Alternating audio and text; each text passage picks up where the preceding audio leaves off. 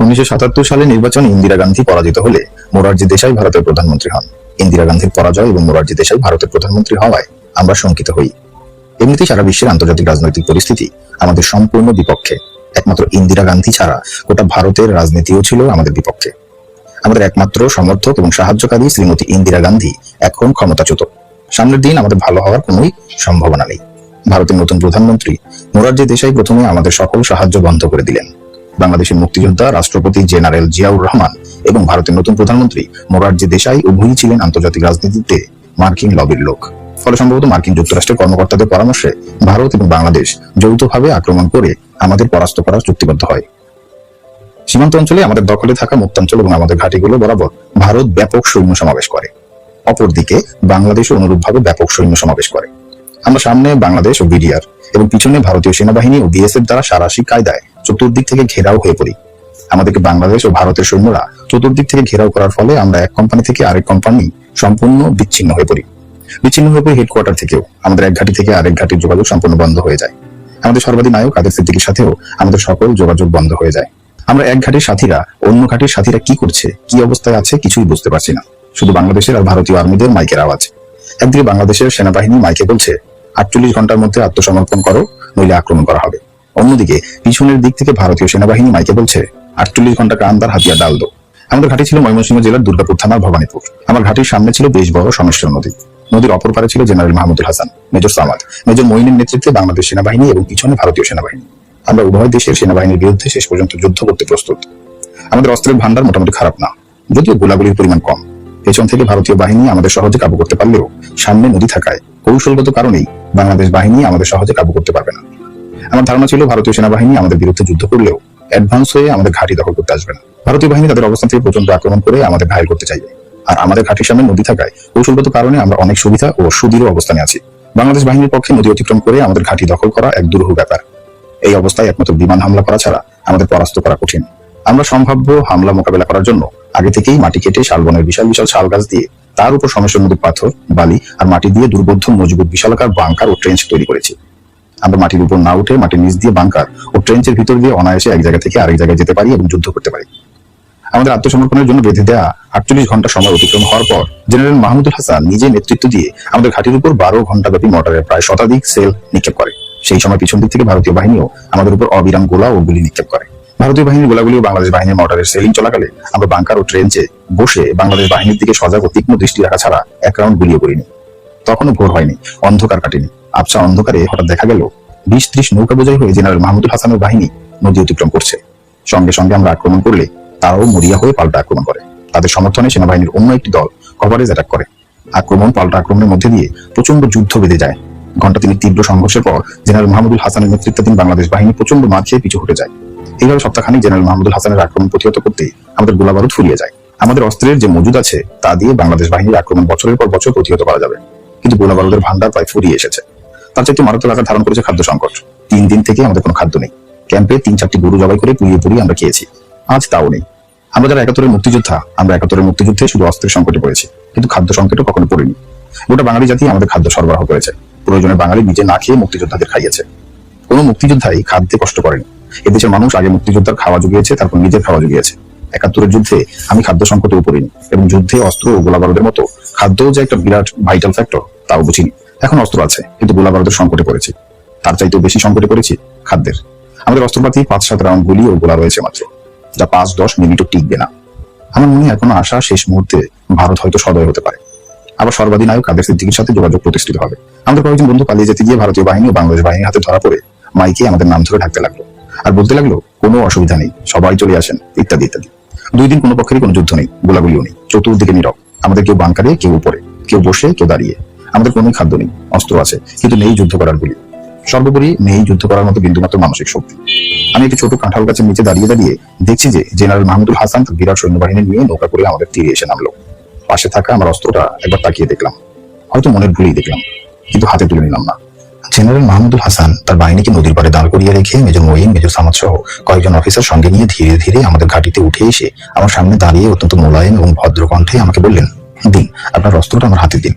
আমি শেষবারের মতো আমার অস্ত্রটা দেখলাম, তারপর আলতো হাতে জেনারেল হাসানের হাতে তুলে দিতে দিতে মনে মনে বললাম, বিদায় হে বন্ধু, বিদায়। এরপর জেনারেল হাসান বললেন, চলেন আপনাদের ঘাঁটিটা একটু ঘুরে দেখি। তিনি ঘুরে ঘুরে দেখতে লাগলেন। আমাদের সাথীরা যেখানে ছিল সেখানেই দাঁড়িয়ে রইল, কারো অস্ত্র হাতে, কারো অস্ত্র মাটিতে। মেজর মঈনকে অস্ত্রগুলো কালেকশন করতে বলে আমাদের সবাইকে এক জায়গায় দাঁড় করালেন। এরপর নিয়ে গেলেন দুর্গাপুর সেনাবাহিনীর একটি ঘাঁটিতে। সেখানে নিয়ে জেনারেল মাহমুদুল হাসান আমাদের উদ্দেশ্যে বললেন, আপনাদের চিন্তার বা ঘাবড়াবার কোনোই কারণ নেই। আমার সাথে প্রেসিডেন্ট জিয়াউর রহমানের কথা হয়েছে। প্রেসিডেন্ট জিয়াউর রহমান কথা দিয়েছেন আপনাদের সকলকেই ছেড়ে দেওয়া হবে। শুধুমাত্র 1975-এর 15ই আগস্টের আগে যদি কারো বিরুদ্ধে বাংলাদেশ দণ্ডবিধির আওতায় মামলা থেকে থাকে তাহলে তাকে বিচারের জন্য সোপর্দ করা হবে। দুর্গাপুর কয়েকদিন রাখার পর আমাদের নিয়ে যাওয়া হয় নুরুদ্দিন কনসেন্ট্রেশন ক্যাম্পে। এরপর সেখান থেকে নিয়ে যাওয়া হলো ময়মনসিংহ রেসিডেন্সিয়াল মডেল গার্লস স্কুলের কনসেন্ট্রেশন ক্যাম্পে। এই ক্যাম্পে আমাদের ইন্টারোগেশন শুরু হয়। প্রতিদিন আমাদের আলাদা আলাদাভাবে বিভিন্ন ধরনের প্রশ্নের উত্তর লিখিত ও মৌখিকভাবে নেওয়া হতো। আমাদের মাঝ থেকে আমাদের সাথী চট্টগ্রামের জননেতা মৌলভী সৈয়দ আহমেদকে ঢাকা ক্যান্টনমেন্টে নিয়ে টর্চার করে মেরে ফেলা হয়। এই সংবাদ সহ আমাদের প্রতি ভারতের মোরারজি দেশাই সরকারের বর্বরোচিত অমানবিক আচরণের সংবাদ ভারতীয় সংবাদপত্রে প্রকাশিত হলো। কংগ্রেস বিরোধী মোর্চার প্রতিষ্ঠাতা ইন্দিরা গান্ধীর পতনের মূল নায়ক, যার বদৌলতে মোরারজি দেশাই ভারতের প্রধানমন্ত্রী, ভারতের সেই প্রবীণ সর্বদলীয় নেতা জয়প্রকাশ নারায়ণ বিক্ষুব্ধ হয়ে সঙ্গে সঙ্গে মোরারজি দেশাইয়ের পদত্যাগ দাবি করেন। জয়প্রকাশ নারায়ণের বক্তব্য হলো, প্রতিবেশী রাষ্ট্রের বিদ্রোহীদের আশ্রয় দেওয়া ভারতের নৈতিক দায়িত্ব এবং চিরকালের ঐতিহ্য। প্রধানমন্ত্রী মোরারজি দেশাই এই নৈতিক দায়িত্ব পালন না করে এবং চির ঐতিহ্য রক্ষা না করে বাংলাদেশের বিদ্রোহীদের মৃত্যুর দিকে ঠেলে দিয়ে অমার্জনীয় অপরাধ করেছেন এবং ভারতের প্রধানমন্ত্রী থাকার নৈতিক দায়িত্ব ও অধিকার হারিয়েছেন। সুতরাং আর এক মুহূর্ত দেরি না করে তাকে পদত্যাগ করতে হবে, নইলে ক্ষমতাচ্যুত করা হবে। সর্বদলীয় নেতা জয়প্রকাশ নারায়ণ প্রধানমন্ত্রী মোরারজি দেশাইয়ের পতনের কার্যক্রম শুরু করলে ভারতের প্রধানমন্ত্রী মোরারজি দেশাই সরকার আমাদের সর্বাধিনায়ক বঙ্গবীর কাদের সিদ্দিকী সহ ভারতে থাকা কয়েকজনকে ভারতের রাজনৈতিক আশ্রয় দেন। অন্যদিকে বাংলাদেশের মুক্তিযোদ্ধা রাষ্ট্রপতি জিয়াউর রহমান তার দেয়া কথানুযায়ী ভবিষ্যতে রাষ্ট্রদ্রোহিতামূলক কাজে জড়িত হবে না, এই মর্মে মুচলেখা নিয়ে আমাদের নিঃশর্ত মুক্তি দেন। মূলত আমাদের প্রতি ভারতের প্রধানমন্ত্রী মোরারজি দেশাই সরকারের অমানবিক ও অনৈতিক আচরণের ফলে শেষ পর্যন্ত ভারতের সর্বদলীয় নেতা জয়প্রকাশ নারায়ণ জনতার মোর্চা ভেঙে দিয়ে প্রধানমন্ত্রী মোরারজি দেশাইয়ের পতন ঘটান। এখন যে অধ্যায়টি পড়ব সেটি হচ্ছে হারিয়ে যাওয়া শেখ মুজিবের জনপ্রিয়তা ফিরিয়ে আনা। কনসেন্ট্রেশন ক্যাম্প থেকে ছাড়া পেয়েই হারিয়ে যাওয়া শেখ মুজিবুর রহমানের জনপ্রিয়তা পুনরায় উদ্ধারের এবং সংগঠন গড়ে তোলার কাজে নতুন করে ঝাঁপিয়ে পড়ে। একমাত্র কাদের সিদ্দিকী ও তার কয়েকজন সাথী ছাড়া অন্য কেউ ভারতের রাজনৈতিক আশ্রয় না পাওয়ায় এস.এম. ইউসুফ, মুজাহিদুল ইসলাম সেলিম, শাহ মোহাম্মদ আবু জাফর, মোস্তফা মহসিন মন্টু, রবিউল আলম চৌধুরী, ফরিদপুরের রুমি, ডক্টর এস.এ. মালেক সহ শেখ মুজিব নিহত হওয়ার পর যে সকল নেতাকর্মী ভারতে গিয়েছিল তারা সকলেই একে একে দেশে ফিরে আসেন। হেদায়েতুল ইসলাম কাজল, গোলাম মোস্তফা খান মিরাজ, আব্দুস সামাদ পিন্টু, মোবারক হোসেন সেলিম, শামীম আফজাল এবং রানা সহ আরো কিছু সাথী বন্ধু মিলে সারা দেশের সবকটি বিশ্ববিদ্যালয়, কলেজ এবং অঞ্চলে নতুন করে দ্রুত সংগঠন গড়ে তুলতে থাকি। বিশেষ দায়িত্ব হিসেবে আমি ঢাকা শহরের সবকটি কলেজ এবং মহল্লায় সংগঠন গড়ে তুলি। আমরা শুধু ছাত্র সংগঠন গড়ে তুলি ক্ষান্ত হতাম না, যুবলীগ, কৃষক লীগ, এমনকি মূল সংগঠন আওয়ামী লীগও আমরা গঠন করে দিতাম। আমাদের কর্মী সৃষ্টি এবং কর্মী সংগ্রহ অভিযান দ্রুত গতিতে চলতে থাকে এবং আমরা দারুণভাবে সংগঠিত ও শক্তিশালী হতে থাকি। আব্দুর রাজ্জাক, এস.এম. ইউসুফ, শাহ মোহাম্মদ আবু জাফর, রবিউল আলম চৌধুরী ও শফিকুল আজিজ মুকুল এবং আমাদের মধ্যে একটা অঘোষিত চেইন অফ কমান্ড তৈরি হয়। অন্যদিকে কিশোরগঞ্জ থেকে আসা মঞ্চ কাঁপানো ও ব্যাপক সাড়া জাগানো বক্তা ও সবচাইতে জনপ্রিয় ছাত্রনেতা ফজলুর রহমানের জ্বালাময়ী বক্তৃতা এবং সেই সাথে অভিজ্ঞ তুখোর সংগঠক খম জাহাঙ্গীর এমপি, এদের সাংগঠনিক দক্ষতা, এই সব মিলে 15ই আগস্টে শেখ মুজিবের সাথে নিহত হয়ে যাওয়া শেখ মুজিবের জনপ্রিয়তা এবং সংগঠন নতুন প্রাণ পেতে থাকে। প্রকাশ্যে ফজলু জাহাঙ্গীরের বক্তৃতা, বিবৃতি এবং আমাদের নীতি ও আদর্শের রাজনৈতিক প্রশিক্ষণ এবং কর্মী সৃষ্টি, এই দুয়ে মিলে রাজনীতিতে এবং দেশে নতুন পোলারাইজেশন বা মেরুকরণ শুরু হয়। জহুরা তাজউদ্দিন আওয়ামী লীগের আহ্বায়িকা, আব্দুর রাজ্জাক আওয়ামী লীগের চালিকা শক্তি। 71 আমাদের মহান মুক্তিযুদ্ধের সময় আমরা যা পেয়েছিলাম এবং স্বাধীনতার পর আমরা যা হারিয়েছি, সেই ন্যায়, নীতি, আদর্শ, ত্যাগ, সর্বোপরি মানুষের জন্য মানুষের ভালোবাসা, ভোগে নয় ত্যাগেই সুখ, দেশ ও মানুষের জন্য নিজেকে বিলিয়ে দেওয়ার হারিয়ে যাওয়ার চেতনা আবার ফিরে আসতে লাগলো। হোটেল ইডেনে শেখ মুজিবের মৃত্যুর পর আওয়ামী লীগের দ্বিতীয় সম্মেলন হলো। প্রথম সম্মেলনে জহুরা তাজউদ্দিনকে আহ্বায়িকা করে আওয়ামী লীগ কেন্দ্রীয় কমিটি গঠিত হলো। দ্বিতীয় সম্মেলনে কর্মীদের আপত্তি ও গুরুতর বিরোধিতা সত্ত্বেও সৈয়দা জহুরা তাজউদ্দিনকে বাদ দিয়ে আব্দুল মালেক উকিলকে আওয়ামী লীগের সভাপতি ও আব্দুর রাজ্জাককে সাধারণ সম্পাদক করা হলে আমরা কিছুটা চিন্তিত হই এই ভেবে যে মালেক উকিল আদর্শবান ব্যক্তিত্ব নন। মালেক উকিল প্রেসিডেন্ট হলেও পার্টির চালিকা শক্তি থেকে যায় সেক্রেটারি আব্দুর রাজ্জাকের হাতেই। এই পরিস্থিতিতে আওয়ামী লীগের সঙ্গে অঙ্গ সংগঠন এবং মূল শক্তি ছাত্রলীগের সম্মেলন হয়। সম্মেলনে সারা দেশের ছাত্র প্রতিনিধিদের ফজলু জাহাঙ্গীর প্যানেলের একক দাবি থাকলেও অজ্ঞাত কারণে কাদের চুন্নু প্যানেল করা হয়। ওবায়দুল কাদেরকে সভাপতি ও বাহালুল মজনুন চুন্নুকে সাধারণ সম্পাদক করা হয়। পরে জানা যায় মালেক রাজ্জাক নিজেদের মধ্যে ভাগাভাগি করে কাদের চুন্নু প্যানেল করে। এতে আমরা যারা আদর্শের জন্য নিবেদিত প্রাণ তারা খুবই মর্মাহত হই।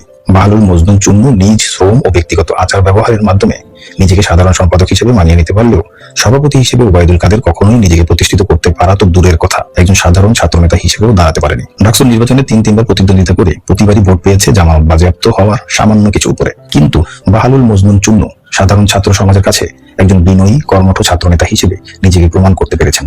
1979 সালে মুক্তিযোদ্ধার রাষ্ট্রপতি জেনারেল জিয়াউর রহমান রাষ্ট্রপতি নির্বাচন দিলে আওয়ামী লীগ সরাসরি নিজ দলের প্রার্থী না দিয়ে গণতান্ত্রিক ঐক্য জোটের নামে মুক্তিযুদ্ধের প্রধান সেনাপতি জেনারেল আতাউল গনি ওসমানীকে মুক্তিযোদ্ধা রাষ্ট্রপতি জেনারেল জিয়াউর রহমানের বিপরীতে রাষ্ট্রপতি প্রার্থী করে। ওই নির্বাচনে মুক্তিযোদ্ধা জেনারেল জিয়াউর রহমান মূলত আওয়ামী লীগের প্রার্থী জেনারেল এমএজি ওসমানীকে বিপুল ভোটে পরাজিত করে জনগণের প্রত্যক্ষ ভোটে দেশের প্রথম রাষ্ট্রপতি নির্বাচিত হন। নির্বাচনের পরে জানা যায় আওয়ামী লীগ নেতৃত্ব ওই রাষ্ট্রপতি নির্বাচনকে জাতীয় ও আন্তর্জাতিক পর্যায়ে গুরুত্ব, অর্থবহ ও বৈধতা দেওয়ার জন্য মুক্তিযোদ্ধা রাষ্ট্রপতি জিয়াউর রহমানের সাথে গোপন সলা পরামর্শ ও যোগসাজশের ভিত্তিতে মুক্তিযুদ্ধের প্রধান সেনাপতি জেনারেল আতাউল গনি ওসমানীকে রাষ্ট্রপতি প্রার্থী করেছিল। এখন যে অধ্যায়টি পড়ব তার নাম হচ্ছে রাজনীতিতে শেখ হাসিনা। আওয়ামী লীগে মালেক উকিল এবং ছাত্রলীগে ওবায়দুল কাদেরের মতো আপোষকামী ও অযোগ্য লোকের নেতৃত্বে আসায় নিবেদিত কর্মীদের মাঝে হতাশা ও তীব্র ক্ষোভের সৃষ্টি হয়। এই হতাশা ও ক্ষোভের মধ্যে আব্দুর রাজ্জাকের চরিত্র ও ভূমিকা প্রশ্নের সম্মুখীন হতে থাকে। এরই মধ্যে আসে 75 পরবর্তী আওয়ামী লীগের তৃতীয় সম্মেলন। এই সম্মেলনকে সামনে রেখে রাজ্জাক এবং তোফায়েল উভয় গ্রুপ আওয়ামী লীগের নেতৃত্ব দখলের অর্থাৎ সভাপতি ও সাধারণ সম্পাদক পদ দখলের তীব্র প্রতিযোগিতায় লিপ্ত হয়। এই প্রতিযোগিতায় মালেক উকিল রাজ্জাকের সঙ্গে থাকলেও তোফায়েল গ্রুপ নেতৃত্ব দখলের প্রশ্নে কোনো প্রকার ছাড় না দেওয়ার সিদ্ধান্তে অটল থাকে। এতে আওয়ামী লীগ ভাঙনের সম্মুখীন হয়।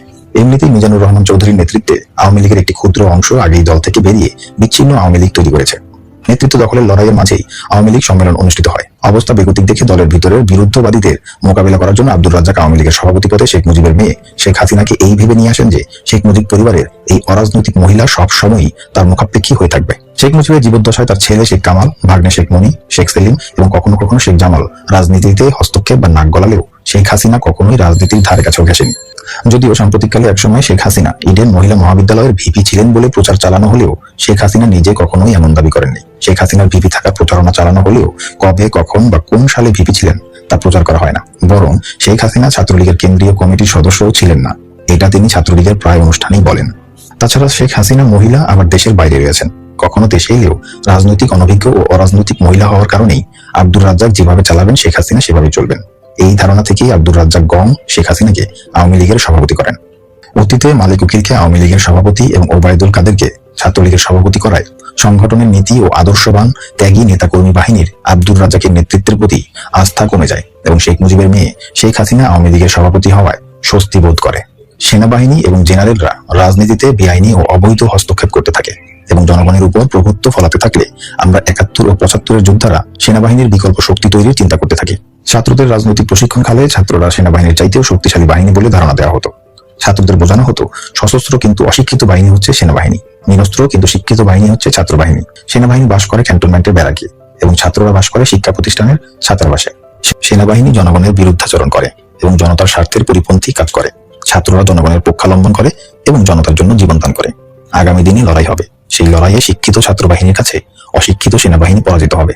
সেনাবাহিনীর অবসরপ্রাপ্ত জেনারেল খলিলুর রহমান এবং অবসরপ্রাপ্ত কর্নেল শওকত আলী এই দুই ব্যক্তি আওয়ামী লীগে যোগদান করলে রেজাউল বাকি, গোলাম মোস্তফা খান মিরাজ, আব্দুল সামাদ পিন্টু, মরহুম হেদায়েতুল ইসলাম কাজল, মোবারক হোসেন সেলিম এবং আরো কয়েকজন 71 ও 75 যোদ্ধা মিলে আলাপ আলোচনা করে সিদ্ধান্ত নিলাম কর্নেল শওকত আলীকে সাথে নিয়ে মুক্তিযোদ্ধাদের একটি সংগঠন করার। সিদ্ধান্ত মোতাবেক কর্নেল শওকত আলীকে আহ্বায়ক করে মুক্তিযোদ্ধা সংহতি পরিষদ নামে 71 ও 75 যোদ্ধাদের একটি নতুন সংগঠন গড়ে তোলা হলো। আমাদের দৃষ্টি ক্যান্টনমেন্টের দিকে, লক্ষ্য ঢাকা ক্যান্টনমেন্ট দখল। এই লক্ষ্য বাস্তবায়নে আমাদের সাংগঠনিক কার্যক্রম ও রাজনৈতিক প্রশিক্ষণ ব্যাপকভাবে বৃদ্ধি করা হলো। আমরা ছাত্র যুবকদের আসন্ন সমাজ বিপ্লবে অংশগ্রহণের ও সর্বোচ্চ ত্যাগ স্বীকারের দীক্ষা দিতে থাকলাম। ছাত্র যুবকদের বলে কয়ে জীবন দেওয়ার জন্য প্রস্তুত করতে লাগলাম। বিপ্লব করতে হলে ব্যক্তি জীবনের ভয়াবহ ক্ষতি হতে পারে, কিন্তু সেই ক্ষতির হিসেব রাখা যাবে না। কেননা বিপ্লব ব্যক্তিগত ক্ষয়ক্ষতির হিসেব রাখে না। বিপ্লব ব্যক্তিগত ক্ষয়ক্ষতির মধ্যে দিয়ে সামগ্রিক ফসল এনে দেয়, যা মূলত ভবিষ্যৎ বংশধরদের নিশ্চিত সুন্দর জীবন এনে দেয়। কার্যক্রমের এই পর্যায়ে আমাদের সাথে যোগ দেয় 75 সালের 3রা নভেম্বর জেনারেল খালেদ মুশাররফের নেতৃত্বে সংগঠিত ব্যর্থ সামরিক অভ্যুত্থানের কতিপয় মুক্তিযোদ্ধা সামরিক অফিসার। যোগদানকারী সামরিক অফিসারদের মধ্যে উল্লেখযোগ্য হলেন লেফটেন্যান্ট কর্নেল AHM গাফফার বীর বিক্রম, মেজর নাসির এবং ক্যাপ্টেন হাফিজুল্লাহ। কর্নেল গাফফার সবসময় ইংরেজি রাজনৈতিক ক্লাস নিতেন। এক ক্লাসে তিনি শিখিয়েছিলেন, ভোগে শুধু সুখ আছে কিন্তু তৃপ্তি নেই, ত্যাগে সুখ এবং তৃপ্তি দুটোই আছে। 81 সালের 17 মে বঙ্গবন্ধু শেখ মুজিবুর রহমানের অরাজনৈতিক কন্যা শেখ হাসিনা কর্মী এবং জনতা বিমানবন্দরে 1981 সালের 17 মে বঙ্গবন্ধু শেখ মুজিবুর রহমানের অরাজনৈতিক কন্যা শেখ হাসিনা আওয়ামী লীগের সভানেত্রী হিসেবে দেশে ফিরে এলে আওয়ামী লীগের কর্মী এবং জনতা বিমানবন্দরে শেখ হাসিনাকে নজিরবিহীন সংবর্ধনা দেয়। এখন যে অধ্যায়টি পড়ব তার নাম হচ্ছে এই জিয়া সেই জিয়া নয়। শেখ হাসিনা দেশে ফিরে আসার ৩-৪ দিন পরই তার সাথে আমাদের প্রথম বৈঠক হয়। এই বৈঠকে আলোচনার শুরুতেই শেখ হাসিনা ছাত্রনেতা ও মুক্তিযোদ্ধাদের বলেন, আজ থেকে প্রচার চালাতে হবে যে এই জিয়া সেই জিয়া নয়। অর্থাৎ বর্তমান মুক্তিযোদ্ধা রাষ্ট্রপতি জিয়াউর রহমান স্বাধীনতার ঘোষক মেজর জিয়াউর রহমান নয়। শেখ হাসিনা হিটলারের তথ্য উপদেষ্টা গেবেলসের থিওরি অনুসারে বলেন, তোমরা যদি ভালোভাবে প্রচার করতে পারো এই জিয়া স্বাধীনতার ঘোষক জিয়া নয়, তাহলে দেখবে একদিন মানুষ এটাই বিশ্বাস করবে। আমাদের মাঝ থেকে একজন প্রশ্ন করল, তাহলে এই জিয়া কি কোন জিয়া বলবো? শেখ হাসিনা বললেন, অত কথার দরকার নেই, শুধু বলবে এই জিয়া সেই জিয়া নয়। এই কথা শুনে আমরা সবাই বিস্মিত হলাম এবং নিজেদের মধ্যে ফিসফাস ও হাসাহাসি করলাম। কিন্তু আমরা কেউ কোনোদিন শেখ হাসিনার এই শিক্ষা এই জিয়া সেই জিয়া নয় প্রচার করলাম না। এখন যে অধ্যায় পাঠ করব তার নাম হচ্ছে রাষ্ট্রপতি জিয়া হত্যা। 1981 সালের 23 এবং 24 মে ঢাকা বিশ্ববিদ্যালয়ের টিএসসির 3 তলায় সেমিনার কক্ষে 71 ও 75 যোদ্ধাদের এবং সেনাবাহিনীর প্রাক্তন সদস্যদের গোপন ও জরুরি বৈঠক বসে। এই বৈঠকে কর্নেল শওকত আলী মুক্তিযোদ্ধা রাষ্ট্রপতি জেনারেল জিয়াউর রহমান বীর উত্তমকে হত্যার পরিকল্পনা এবং হত্যাকালীন ও হত্যা পরবর্তী সময়ে করণীয় সম্পর্কে অবহিত করেন। কর্নেল শওকত আলী বলেন, জিয়াউর রহমান চট্টগ্রামে গেলে চট্টগ্রামের জিওসি মেজর জেনারেল মঞ্জুর বীর উত্তম এর নেতৃত্বে জিয়াকে হত্যা করা হবে এবং এই হত্যাকাণ্ডের ব্যাপারে সভানেত্রী শেখ হাসিনা অবহিত আছেন। সভানেত্রী আমাদেরকে এই হত্যাকাণ্ডে সহায়তা ও ভূমিকা রাখার নির্দেশ দিয়েছেন। আওয়ামী লীগ সভানেত্রী শেখ হাসিনা মাত্র কয়েকদিন হলো দেশে এসেছেন, এর মধ্যেই তিনি এমন একটি নির্দেশ কিভাবে দিতে পারেন? প্রশ্ন করা হলে কর্নেল শওকত আলী বলেন, শেখ হাসিনা দেশের বাইরে থাকতেই এই বিষয়ে অবহিত আছেন। কর্নেল শওকত আলী জিয়া হত্যাকাণ্ডে ও হত্যা পরবর্তী সময়ে আমাদের করণীয় সম্পর্কে বলেন যে, হত্যাকাণ্ডের সময় আমাদের চট্টগ্রাম ও ঢাকায় থাকতে হবে। আমাদের যারা চট্টগ্রাম থাকবে তাদের দায়িত্ব হবে জেনারেল মঞ্জুরের কাছ থেকে অস্ত্র নিয়ে ঢাকায় চলে আসা, এবং ঢাকায় যারা থাকবে তাদের দায়িত্ব হবে চট্টগ্রাম থেকে আসা অস্ত্র নিয়ে ঢাকায় রেডিও টেলিভিশন সহ অন্যান্য গুরুত্বপূর্ণ স্থানে নিয়ন্ত্রণ প্রতিষ্ঠা করা। আমাদের মধ্যে একজন কবে নাগাদ এই হত্যাকাণ্ড হতে পারে প্রশ্ন করায় কর্নেল শওকত বলেন, এখন থেকে যে কোনো সময় হতে পারে। যখনই জিয়াউর রহমান চট্টগ্রামে যাবেন তখনই তাকে হত্যা করা হবে। কর্নেল শওকত আরো বলেন, জিয়া হত্যা সংগঠন পর্যন্ত সেনাবাহিনী প্রধান জেনারেল এইচ.এম. এরশাদ সহ অন্যান্য জেনারেলগণ এবং রাষ্ট্রপতি জিয়াউর রহমানের গার্ড রেজিমেন্টের কর্নেল মাহফুজুর রহমান অভ্যুত্থানের নেতা জেনারেল মঞ্জুরের সাথে থাকবেন। কিন্তু যেই মুহূর্তে জিয়া হত্যা সংগঠিত হয়ে যাবে সেই মুহূর্ত থেকে এরা বিভক্ত হয়ে পড়বে এবং দ্বন্দ্ব শুরু হবে। সেনাবাহিনী প্রধান জেনারেল এরশাদের নেতৃত্বে থাকবে পাকিস্তান প্রত্যাগত অফিসার ও জওয়ান সহ ঢাকার জেনারেলগণ। অন্যদিকে জেনারেল মঞ্জুরের নেতৃত্বে থাকবে চট্টগ্রামের মুক্তিযোদ্ধা সামরিক অফিসার ও জওয়ানরা। জিয়া হত্যার পর জেনারেল এরশাদের আনুগত্যশীল সেনাবাহিনী এবং জেনারেল মঞ্জুরের আনুগত্যশীল সেনাবাহিনীর লড়াই হবে, যুদ্ধ হবে। এই যুদ্ধে উভয় গ্রুপেরই ক্ষতি হবে এবং একটি গ্রুপকে পরাজিত ও ধ্বংস করে অপর গ্রুপটি বিজয়ী হলেও খুবই দুর্বল থাকবে। ঠিক সেই মুহূর্তে আমরা বিজয়ী দুর্বল গ্রুপকে আক্রমণ করে পরাজিত করব। এই হচ্ছে আমাদের হত্যা ও হত্যা পরবর্তী করণীয়। এই জরুরি গোপন বৈঠকে 3রা নভেম্বর 1975 সামরিক অভ্যুত্থানকারী colonel Gaffar, major Nasir, captain Hafiz এবং আরো কয়েকজন সদস্য সহ প্রায় 70-75 জন যোদ্ধা উপস্থিত ছিল। একটি গ্রুপকে চট্টগ্রাম গিয়ে জেনারেল মঞ্জুরের কাছ থেকে অস্ত্র নিয়ে আসার দায়িত্ব দেওয়া হয়। 30-35 সদস্যের দ্বিতীয় গ্রুপকে সারা দেশ সফর করে জিয়া বিরোধী মুক্তিযোদ্ধাদের কাছে এই সংবাদ পৌঁছানো ও যে কোনো মুহূর্তে যে কোনো ধরনের অ্যাকশনে যাওয়ার জন্য প্রস্তুত করতে দায়িত্ব দেওয়া হয়। বাকি সবাইকে তৃতীয় গ্রুপ হিসেবে 24 ঘন্টা প্রস্তুত করে ঢাকায় রাখা হয়। মুক্তিযোদ্ধা রাষ্ট্রপতি জিয়াউর রহমান চট্টগ্রাম পৌঁছলে জেনারেল মঞ্জুরের নেতৃত্বে চট্টগ্রাম ক্যান্টনমেন্টের কিছু সংখ্যক সেনা অফিসার অভ্যুত্থান করে 30 মে প্রত্যুষে চট্টগ্রাম সার্কিট হাউসে অতি সহজে, বলা যায় বিনা বাধায় মুক্তিযোদ্ধা রাষ্ট্রপতি জিয়াউর রহমানকে হত্যা করতে পারলেও সেনাবাহিনী, সাধারণ জওয়ান ও জনগণ এই হত্যাকাণ্ড প্রত্যাখ্যান করে। জেনারেল মঞ্জুর বীর উত্তমের আনুগত্যশীল অফিসারগণ চট্টগ্রাম বেতার ও টেলিভিশন দখলে ও নিয়ন্ত্রণে রাখে। এদিকে ঢাকায় সেনাবাহিনী প্রধান জেনারেল এইচ.এম. এরশাদ, জেনারেল মীর শওকত বীর উত্তম, জেনারেল রহমান সহ সকল অফিসার ও জওয়ানেরা জেনারেল মঞ্জুরের বিরুদ্ধে অবস্থান নেয়। জেনারেল মঞ্জুরকে মোকাবেলা করার জন্য কুমিল্লার ময়নামতি ক্যান্টনমেন্টের জিওসি ব্রিগেডিয়ার মাহমুদুল হাসানকে 1 ব্রিগেড সৈন্য সহ চট্টগ্রামের দিকে পাঠানো হয়। ব্রিগেডিয়ার মাহমুদুল হাসান চট্টগ্রাম সড়কের শুভপুর ব্রিজের ঢাকা পারে অবস্থান নেয় এবং শুভপুর ব্রিজের চট্টগ্রাম পারে ব্রিগেডিয়ার মাহমুদুল হাসানকে মোকাবেলা করার জন্য জেনারেল মঞ্জুরের প্রতি আনুগত্যশীল ক্যাপ্টেন দোস্ত মোহাম্মদ তার সৈন্য সহ অবস্থান নেয়। অন্যদিকে ঢাকায় মুক্তিযোদ্ধা রাষ্ট্রপতি জিয়াউর রহমান হত্যার প্রতিবাদে এবং জেনারেল মঞ্জুরের বিরুদ্ধে জনগণ ব্যাপক বিক্ষোভ, মিছিল, মিটিং, সমাবেশ করলেও উপরাষ্ট্রপতি বিচারপতি আব্দুস সাত্তার জিয়া হত্যার সংবাদ শোনা মাত্র প্রাণ ভয়ে ঢাকা সম্মিলিত সামরিক হাসপাতালে রোগী সিরিয়াস কারোর সাথে দেখা হবে না বোর্ড লাগিয়ে ভর্তি হয়ে যায়। পরে জিয়াউর রহমানের প্রধানমন্ত্রী শাহ আজিজুর রহমান এবং যোগাযোগ মন্ত্রী আব্দুল আলিম সিএমএইচে গিয়ে উপরাষ্ট্রপতি সাত্তারকে বলেন, সেনাবাহিনী প্রধান এরশাদ বলেছেন আপনি এখন রাষ্ট্রপতি। প্রতি উত্তরে উপরাষ্ট্রপতি সাত্তার বলেন, আগে সেনাবাহিনী প্রধান এরশাদকে আনেন। তারপর সেনাবাহিনী প্রধান জেনারেল এরশাদের পৃষ্ঠপোষকতায় উপরাষ্ট্রপতি সাত্তার অস্থায়ী রাষ্ট্রপতি হন। দৃশ্যত সেনাবাহিনী 2 ভাগে বিভক্ত হয়ে শুভপুরে ব্রিজে পরস্পরের মুখোমুখি অবস্থান নিলেও এবং ভাইয়ে ভাইয়ে রক্তপাতের ও জীবননাশের অবস্থা সৃষ্টি হলেও কার্যত জেনারেল মঞ্জুর চট্টগ্রাম ক্যান্টনমেন্টের প্রকৃত নিয়ন্ত্রণ হারিয়ে ফেলেন। ফলে আমাদেরকে অস্ত্র সরবরাহ দেওয়ার কোনো প্রশ্নই ওঠে না। সেনাবাহিনী সাধারণ সৈনিক জওয়ানরা মুক্তিযোদ্ধা রাষ্ট্রপতি জিয়াউর রহমান হত্যা সমর্থন করে না এবং জিওসি জেনারেল মঞ্জুরের প্রতি আনুগত্য পরোক্ষভাবে অস্বীকার করে। জেনারেল মঞ্জুরের পক্ষে শিবপুর ব্রিজে আসা ক্যাপ্টেন দোস্ত মোহাম্মদের সৈন্যরা ব্রিজের অপর পারে ব্রিগেডিয়ার মাহমুদুল হাসানের সৈন্যদের বিরুদ্ধে যুদ্ধ করতে অস্বীকার করে। নন কমিশন অফিসার এবং সিপাহীরা ক্যাপ্টেন দোস্ত মোহাম্মদকে সরাসরি পরিষ্কার বলে দেয় জেনারেল মঞ্জুর প্রেসিডেন্ট জিয়াকে হত্যা করেছে। এখন জেনারেল মঞ্জুর নিজে প্রেসিডেন্ট হবে, আমরা সুবেদার, হাবিলদার, সিপাহীরা যা আছি তাই থাকবো, আমরা নিজেরা নিজেদের জীবন নেব না। আপনারা অফিসারেরা যুদ্ধ করেন, আমরা যুদ্ধ করব না। তখন ক্যাপ্টেন দোস্ত মোহাম্মদ অবস্থা বেগতিক দেখে ব্রিগেডিয়ার মাহমুদুল হাসানের কাছে আত্মসমর্পণের সিদ্ধান্ত নেয় এবং আত্মসমর্পণ করে। জেনারেল মঞ্জুর বীরুত্তম চট্টগ্রাম বেতার ও টেলিভিশনে ভাষণ দিতে এবং সাংবাদিক, গণ্যমান্য ব্যক্তি ও মুক্তিযোদ্ধাদের সাথে আলোচনা করতে ক্যান্টনমেন্টের বাইরে এলে চট্টগ্রাম ক্যান্টনমেন্ট তার সম্পূর্ণ হাতছাড়া হয়ে যায়।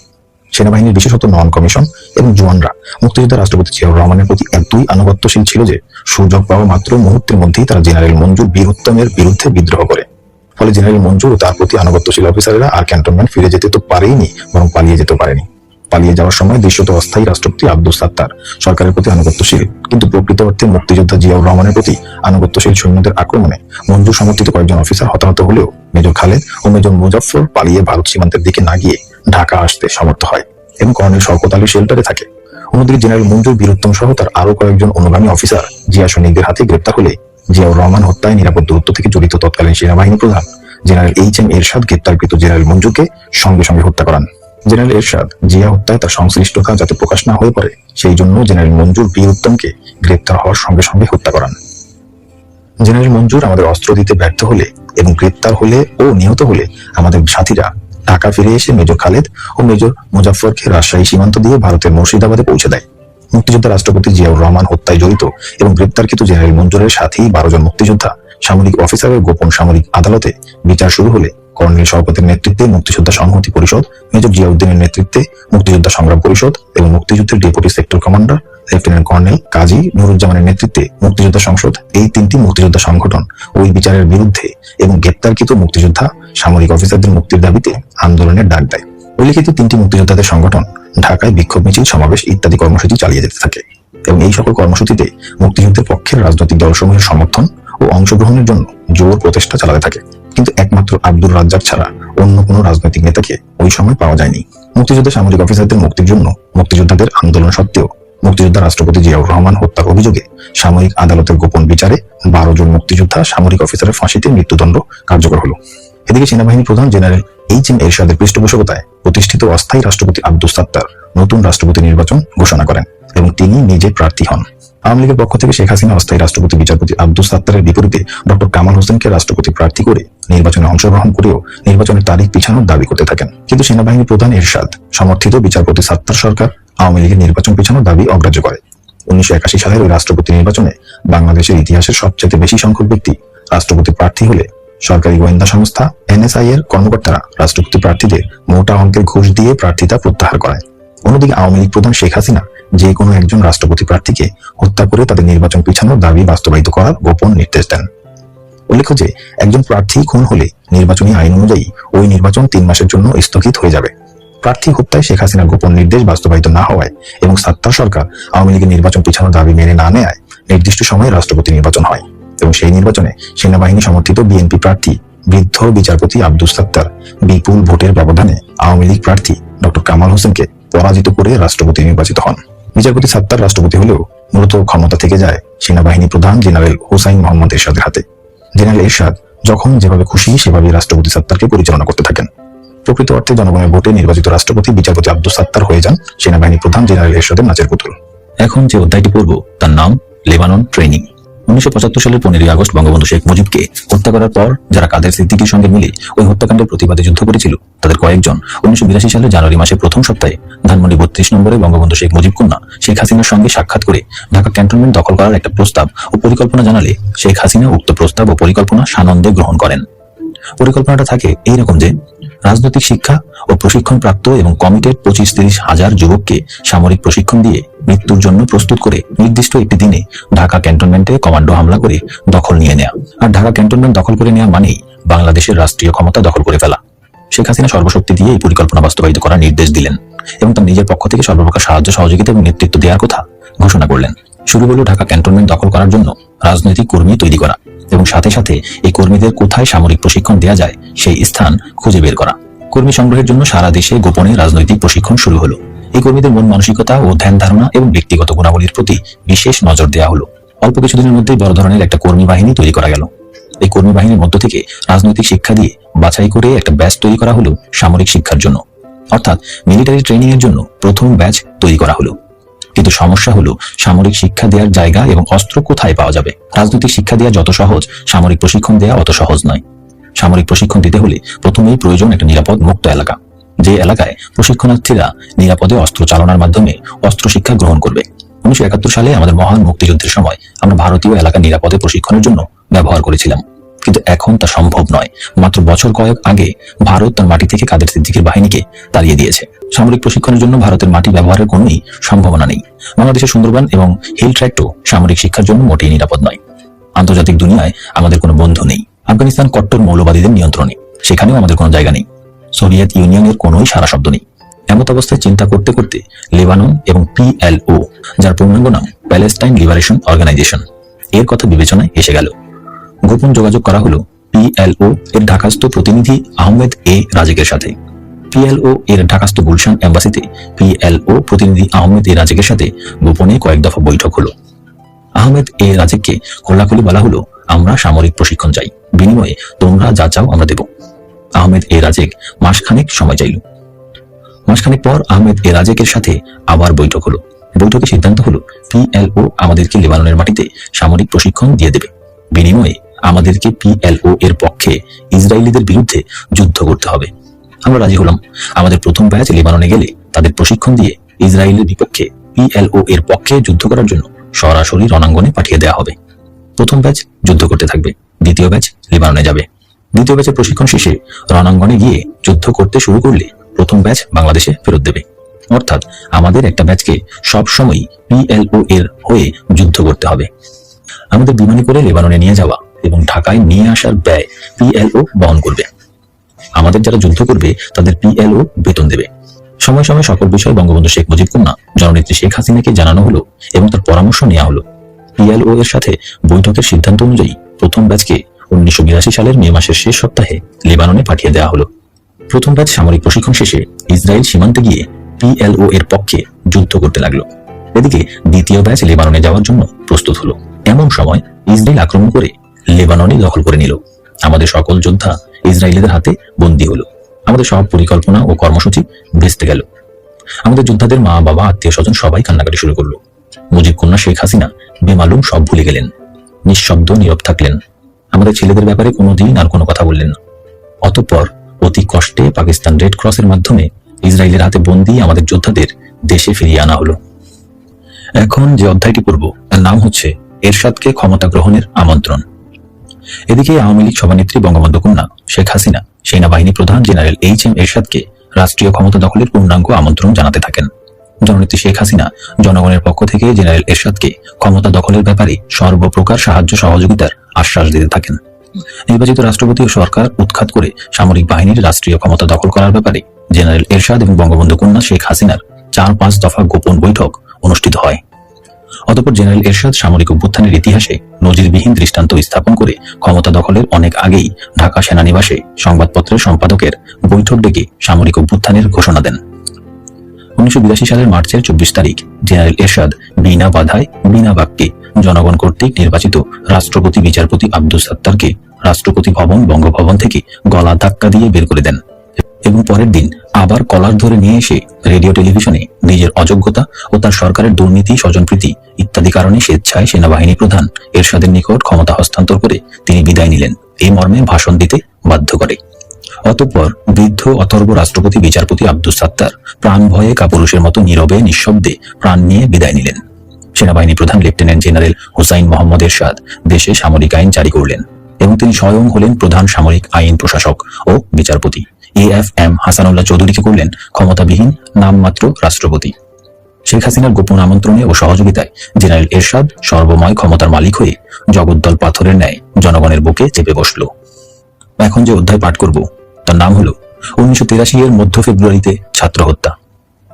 বচনগরটি প্রধান সামরিক আইন প্রশাসক জেনারেল এরশাদ আর বঙ্গবন্ধু জননেত্রী শেখ হাসিনার গোপন আতাতের মাঝে গোপন বিরোধ সৃষ্টি হলো। 1983 সালের জানুয়ারির শেষ সপ্তাহে শেখ হাসিনার স্বামী ডক্টর ওয়াজেদ আলী মিয়ার মহাখালীস্থ আণবিক শক্তি কমিশনের সরকারি বাসভবনে শেখ হাসিনা বলেন, লেফটেন্যান্ট জেনারেল এরশাদ হাতের মুঠোয় আর থাকতে যাচ্ছে না। আমার হাতের মুঠো থেকে খাটাসটা ক্রমশ বেরিয়ে যাচ্ছে। ওকে হাতের মুঠোয় পোক্ত করে আটকে রাখা দরকার। প্রধান সামরিক আইন প্রশাসক এরশাদকে হাতের মুঠোয় রাখার জন্য শেখ হাসিনা নামকা ওয়াস্তে ভুয়া এক ছাত্র আন্দোলনের পরিকল্পনা হাজির করে বলেন, এই ছাত্র আন্দোলনে অবশ্যই ছাত্র নিহত হতে হবে। যে করেই হোক ছাত্র আন্দোলনের নামে ছাত্র হত্যা হতেই হবে। ছাত্র হত্যা হলে ছাত্র আন্দোলন চাঙ্গা হবে, আর ছাত্র আন্দোলন চাঙ্গা থাকলে কেবল সিএমএলএ জেনারেল এরশাদকে হাতের মুঠোয় শক্তভাবে রাখা যাবে। শেখ হাসিনা ছাত্র আন্দোলনের নামে ছাত্র হত্যার কঠিন নির্দেশ ও পরিকল্পনা দিলেন। কোনো আততায়ী বা অজ্ঞাত ঘাতকের হাতে ছাত্র হত্যা হলে কাজ হবে না। ছাত্র হত্যা হবে শাসক এরশাদের মিলিটারি অথবা পুলিশের হাতে। বঙ্গবন্ধু কন্যা শেখ হাসিনা বললেন, টাকা যাই লাগুক, এটা করতেই হবে। কিভাবে এই পরিকল্পনা বাস্তবায়িত করা যায়, সবাই এ নিয়ে খুব ব্যস্ত এবং চিন্তিত। যোগাযোগ হলো প্যারামিলিটারি ট্রপস আর্ম পুলিশের কোম্পানি কমান্ডার হাফিজুর রহমান লস্করের সঙ্গে। এই হাফিজুর লস্কর পুলিশের অফিসার হয়েও দীর্ঘদিন যাবৎ এনএসআই বা এর ডেপুটি ডিরেক্টর পদে ঘাপটি মেরে বসেছিলেন। এরশাদ ক্ষমতায় এসেই হাফিজুর রহমান লস্করকে এই বলে এনএসআই থেকে ঝেঁটিয়ে বিদায় করেছেন যে, তুমি পুলিশের লোক হয়ে এখানে কি করো, যাও পুলিশের পোশাক পরে রাস্তায় চোর ধরো। বলেই এনএসআই এর ডেপুটি ডিরেক্টরের পদ থেকে হাফিজুর রহমান লস্করকে সোজা আর্ম পুলিশের তৎকালীন হেডকোয়ার্টার 14 নং মিরপুরে কোম্পানি কমান্ডার পদে বদলি করে পাঠিয়ে দেয়। এই কারণে আর্ম পুলিশের company commander Hafizur Rahman Laskar general Ershad ও তার সামরিক শাসনের বিরুদ্ধে খুবই চটা ও বৈরী ছিলেন। এর উপর ছিল নগদ অর্থের টোপ। এরশাদের প্রতি ভয়ানক খ্যাপা ও বিরাগ ভাজন এবং নগদ অর্থের টোপ দুয়ে মিলে ছাত্র আন্দোলনের নামে ছাত্র হত্যার প্রস্তাব আসা মাত্র সঙ্গে সঙ্গে হাফিজুর রহমান লস্কর প্রস্তাব গ্রহণ করলেন। এনএসআই এর মূলত কাজ হচ্ছে কারা সরকারের বিরুদ্ধাচরণ করে তাদের লিস্ট বা তালিকা তৈরি করে সরকারকে সরবরাহ করা, এবং সরকারের পতন হলে সঙ্গে সঙ্গে পতন হয়ে যাওয়া সরকারের আমলের তৈরি করা সমস্ত নথিপত্র পুড়িয়ে ধ্বংস করে ফেলে নতুন সাদা ফাইল নিয়ে নতুন সরকারের কাছে হাজির হওয়া। 31 মে 1981 প্রেসিডেন্ট জিয়াউর রহমান নিহত হলে এনএসআই এর কর্মকর্তাগণ জিয়া বা বিএনপি সরকারের আমলে তৈরি করা সমস্ত নথিপত্র পুড়িয়ে ফেলতে যায়। কিন্তু যেই মুহূর্তে নথিপত্রে অগ্নিসংযোগ করতে যাবে, ঠিক সেই মুহূর্তে উপরাষ্ট্রপতি বিচারপতি সাত্তার অস্থায়ী রাষ্ট্রপতি পদে অধিষ্ঠিত হন, অর্থাৎ বিএনপি সরকারই টিকে যায়। ফলে এনএসআই কর্মকর্তাগণ নথিপত্র পুড়িয়ে না ফেলে আবার তা সংগ্রহশালায় যত্ন করে তুলে রাখেন। উপরাষ্ট্রপতি সাত্তার অস্থায়ী রাষ্ট্রপতি হলেও মূলত ক্ষমতা চলে যায় সেনাবাহিনী প্রধান হুসাইন মোহাম্মদ এরশাদের হাতে। সেই সুবাদে জেনারেল এরশাদ বিচারপতি সাত্তারকে অস্থায়ী রাষ্ট্রপতি পদে রেখে এনএসআই এর নথিপত্রগুলো খুঁটিয়ে খুঁটিয়ে দেখে। এনএসআই এর নথিপত্রে জিয়াউর রহমান বা বিএনপি সরকারের বিরুদ্ধাচরণকারীদের তালিকায় জেনারেল এরশাদের নামও ছিল। ফলে জেনারেল এরশাদ ক্ষমতায় এসেই প্রথমেই এনএসআই থেকে হাফিজুর রহমান লস্করদের ঝেঁটিয়ে বিদায় করে। আর সেই কারণেই এবং নগদ অর্থের বিনিময়ে হাফিজুর রহমান লস্কর গং জেনারেল এরশাদ ও তার সামরিক শাসনের পতনের যে কোনো প্রস্তাব বা প্রক্রিয়ায় সামিল হন। আর্ম পুলিশের কোম্পানি কমান্ডার হাফিজুর রহমান লস্করের সঙ্গে ছাত্র আন্দোলনের নামে ছাত্র হত্যার নীল নকশা চূড়ান্ত হয়। নীল নকশা অনুযায়ী যে কোনো প্রকারে কোনো রকমে ছাত্রদের একটা মিছিল বাংলা একাডেমির দক্ষিণে, কার্জন হলের উত্তরে, শিশু একাডেমির পশ্চিমে দোয়েল চত্বর পর্যন্ত নিয়ে আসতেই হবে। বাকি কাজ আর্ম পুলিশ সেরে ফেলবে। অর্থাৎ আমাদের দায়িত্ব ছাত্রদের একটা মিছিল দোয়েল চত্বর পর্যন্ত নিয়ে আসা, তারপর সেই মিছিলের উপর গুলি চালিয়ে ছাত্র হত্যার দায়িত্ব আর্ম পুলিশের কোম্পানি কমান্ডার হাফিজুর রহমান লস্করের। এই নীল নকশা অনুযায়ী মিছিল নিয়ে আসার প্রাথমিক দায়িত্ব পড়ে জগন্নাথ হল ছাত্র সংসদের জিএস কাদেরিয়া বাহিনীর সদস্য নিরঞ্জন সরকার বাচ্চু, সাধন সরকার, যাদব, বিদ্যুৎ, শ্যামল প্রমুখ এর উপর। জেনারেল এরশাদের বিরুদ্ধে একটা মিছিল করার প্রস্তাব নিয়ে ছাত্রনেতা ফজলুর রহমান, বাহালুল মজনু চুন্নু, ডাক্তার মোস্তফা মহিউদ্দিন জালাল, খম জাহাঙ্গীর, ডাকসুর ভিপি আখতারুজ্জামান, জিএস জিয়াউদ্দিন বাবলু, ফারুক, আনোয়ার, মিলন, জালাল প্রমুখ ছাত্রনেতাদের সাথে আলোচনা করা হলে সকলেই মিছিলের পক্ষে মত দেন। ফেব্রুয়ারি মাসের দ্বিতীয় সপ্তাহের প্রথমেই মিছিলের তারিখ নির্ধারণ হলো এবং মিছিল শিক্ষা ভবন পর্যন্ত যাওয়ার সিদ্ধান্ত হলো। সিদ্ধান্ত মোতাবেক কলা ভবন থেকে ছাত্র মিছিল শুরু হলো। এদিকে শিশু একাডেমির কাছে আর্ম পুলিশ নিয়ে মিছিলে গুলি করে ছাত্র হত্যার জন্য পূর্ণ প্রস্তুতি নিয়ে হাফিজুর রহমান লস্কর চাতক পাখির ন্যায় অপেক্ষা করতে থাকলো। কিন্তু কিছুতেই মিছিলকে কলা ভবনের আশপাশের বাইরে দেয়া গেল না। অধিকাংশ ছাত্রনেতা মিছিল নিয়ে এগিয়ে যেতে মুখে অস্বীকার না করলেও কার্যত মিছিল নিয়ে কেউ কলা ভবনের বাইরে গেল না। ফলে নীল নকশা ভেস্তে যাওয়ায় আমরা উত্তেজিত হয়ে ছাত্রনেতাদের লাঞ্ছিত করলাম এবং কোনো কোনো ছাত্রনেতাকে শারীরিকভাবে আঘাত করলাম। আবার ছাত্র মিছিলের নতুন তারিখ নির্ধারিত হলো। আগামী 14 ফেব্রুয়ারি 1983 পয়লা ফাল্গুন ছাত্র মিছিল হবে এবং মিছিল শিক্ষা ভবন অভিমুখে যাওয়ার সিদ্ধান্ত হলো। 12 ফেব্রুয়ারি 1983 সকাল 8 ঘটিকায় 14 নং মিরপুর আর্ম পুলিশের হেডকোয়ার্টারে এনএসআই এর সাবেক কর্মকর্তা, পুলিশের সিনিয়র এসপি, আর্ম পুলিশের কোম্পানি কমান্ডার হাফিজুর রহমান লস্করকে আগামী 14 ফেব্রুয়ারি ছাত্র মিছিলের চূড়ান্ত কর্মসূচি অবহিত করা হলো এবং 13ই ফেব্রুয়ারি রাত 8টায় হাফিজুর রহমান লস্করের মিরপুর 2 নম্বরের বাসায় আগামীকাল 14ই ফেব্রুয়ারি সকাল 10টায় যে কোনো কিছুর বিনিময়ে ছাত্র মিছিল শিশু একাডেমি পর্যন্ত নিয়ে যাওয়ার কর্মসূচি নিশ্চিত করা হলো এবং নগদ অর্থ প্রদান করা হলে তিনি ছাত্র হত্যার জন্য প্রস্তুত বলে চূড়ান্তভাবে জানান। রাত 11টায় ঢাকা বিশ্ববিদ্যালয়ের জগন্নাথ হলের অ্যাসেম্বলি বিল্ডিং এ ছাত্রনেতা নিরঞ্জন সরকার বাচ্চুর রুমে সর্বশেষ গোপন বৈঠক হয়। বৈঠকে উপস্থিত ছাত্রনেতা নিরঞ্জন সরকার বাচ্চু, মোবারক হোসেন সেলিম, ডাকসুর মহিলা সম্পাদিকা নাহিদ আমিন খান, সাধন সরকার, যাদব, বিদ্যুৎ প্রমুখকে আগামীকাল 1 ফাল্গুন মোতাবেক 14ই ফেব্রুয়ারি 1983 সকালের ছাত্র মিছিল ও ছাত্র হত্যা সম্পর্কে বিস্তারিত জানানো ও আলোচনা শেষে সিদ্ধান্ত হয় যে ছাত্রনেতা ফজলুর রহমান, বাহালুল মজনুন চুন্নু সহ প্রগতিশীল ছাত্রনেতা ও নেতৃস্থানীয় কর্মীরা কোনো অবস্থাতেই আণবিক শক্তি কমিশনের পরে যাতে মিছিল না থাকে সেই ব্যাপারে ব্যবস্থা নিতে হবে। আজ 1 ফাল্গুন 14ই ফেব্রুয়ারি 1983। ফুল ফুটুক আর নাই ফুটুক, আজ বসন্ত। ঋতুর রাজা বসন্তের এই সমীরণে আজ সবাই উদ্বেলিত। বাঙালি রমণীরা লাল পেরে হলুদ শাড়ি পরে ভোর হতে না হতেই ঘর থেকে বেরিয়ে এসেছে বসন্তকে অবগাহন করতে। ঢাকা বিশ্ববিদ্যালয়ের রোকেয়া ও শামসুন নাহার হলের ছাত্রীরা খুব ভোর থেকেই লাল পেরে বসন্তী রঙের শাড়ি পরে বসন্ত উৎসবে মেতে উঠেছে। বসন্ত উৎসব মুখর বিশ্ববিদ্যালয়। লাল পার হলুদ বর্ণের শাড়ি পরে কোনো কোনো ছাত্রী বিশ্ববিদ্যালয়ের ক্যাম্পাস ছেড়ে মনের মানুষের সাথে বসন্ত উৎসব করতে দূর দূরান্তে চলে যাচ্ছে। ঢাকা বিশ্ববিদ্যালয় এলাকায় লাল পেরে হলুদ শাড়ির সমারোহ। আজই এ বসন্তে সবাই বসন্তের দোলায় দুলছে। কেউ জানে না একটু পরে কি ঘটতে যাচ্ছে, কে নিহত হতে যাচ্ছে, কোন স্নেহময়ী মাতার বুক খালি হচ্ছে, কোন পিতা সন্তান হারা হচ্ছে। বেলা 10টার দিকে কলাভবনের সামনে অপরাজেয় বাংলার পাদদেশে মিছিলের উদ্দেশ্যে ছাত্ররা জমায়েত হতে শুরু করে। একটি মোটরসাইকেল ধানমন্ডি 32 নম্বরে শেখ হাসিনা বিশ্ববিদ্যালয় এবং আর্ম পুলিশের হাফিজুর রহমান লস্করের সাথে সার্বক্ষণিক যোগাযোগ রক্ষা করে যাচ্ছে। মোটরসাইকেলটি দ্রুত গতিতে 32 নম্বরে শেখ হাসিনা ও শিশু একাডেমির পূর্ব পাশে অবস্থানরত আর্ম পুলিশের কোম্পানি কমান্ডার হাফিজুর রহমান লস্করের কাছে বিশ্ববিদ্যালয়ের সর্বশেষ পরিস্থিতি জানিয়ে যাচ্ছে। বেলা 11টা নাগাদ ছাত্র মিছিল শুরু হলো। যেসব ছাত্রনেতা ও কর্মীদের আণবিক শক্তি কমিশনের পরে মিছিলে আর না থাকতে জানিয়ে দেওয়ার কথা তাদেরকে তা জানিয়ে দেওয়া হলো। সিদ্ধান্ত ও পরিকল্পনা মতো মিছিল সহ সবকিছুই ঠিকঠাক চলতে লাগলো। ছাত্র মিছিল আণবিক শক্তি কমিশন পর্যন্ত এগিয়ে গেলে কিছু ছাত্রনেতা ও কর্মীরা মিছিলের পিছন থেকে সরে পড়ল। মিছিল এগিয়ে গেল বাংলা একাডেমি ছেড়ে আরো সামনে দক্ষিণের দোয়েল চত্বরের দিকে, একবারে দোয়েল চত্বরের কাছে।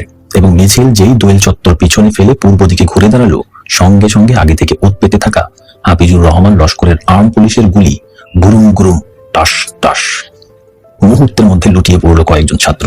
মোটরসাইকেলটি দ্রুত ধানমন্ডি 32 নম্বরে গিয়ে শেখ হাসিনাকে গুলির সংবাদ দিয়ে আবার ছুটে চলল ঢাকা মেডিকেল কলেজ হাসপাতালে। ইতিমধ্যে ছাত্ররা হাসপাতালের ইমার্জেন্সিতে গুলিবিদ্ধ ছাত্রদের নিয়ে এসেছে। গুলিবিদ্ধ ছাত্রদের মধ্যে জয়নাল ও জাফর শেষ নিঃশ্বাস ত্যাগ করে পৃথিবী ছেড়ে পরকালে চলে গেছে। জয়নাল ও জাফরের মায়ের কোল খালি হয়েছে, শূন্য হয়েছে পিতার বুক। নীল নকশা বাস্তবায়িত হওয়ার চূড়ান্ত সংবাদটি নিয়ে মোটরসাইকেলটি চলে গেল ধানমন্ডি 32 নম্বরে। দুজন ছাত্র হত্যার সফলতার সংবাদটি শেখ হাসিনাকে দিয়ে মোটরসাইকেলটি ফিরে এলো বিশ্ববিদ্যালয়ে। বিশ্ববিদ্যালয়ে শোকের ছায়া নেমে এসেছে। থেমে গেছে 1 ফাল্গুনের বসন্তের উৎসব। ছাত্ররা তাদের নিহত সাথী জাফর ও জয়নালের লাশ কলা ভবনের অপরাজেয় বাংলার পাদদেশ ঐতিহাসিক বটতলায় নিয়ে এসেছে। বিকাল 3টায় জানাজা ও শোক সভার কর্মসূচিটা 32 নম্বরে দিলে দুপুর 2টা নাগাদ বঙ্গবন্ধু কন্যা শেখ হাসিনা বিশ্ববিদ্যালয়ের বটতলায় আসেন এবং তার দীর্ঘ প্রতীক্ষিত নিহত ছাত্রদের লাশ দেখে রুমাল দিয়ে চক্ষু মোছার ভাব করতে করতে কোনো কর্মসূচি না দিয়েই বিশ্ববিদ্যালয় এলাকা ত্যাগ করেন।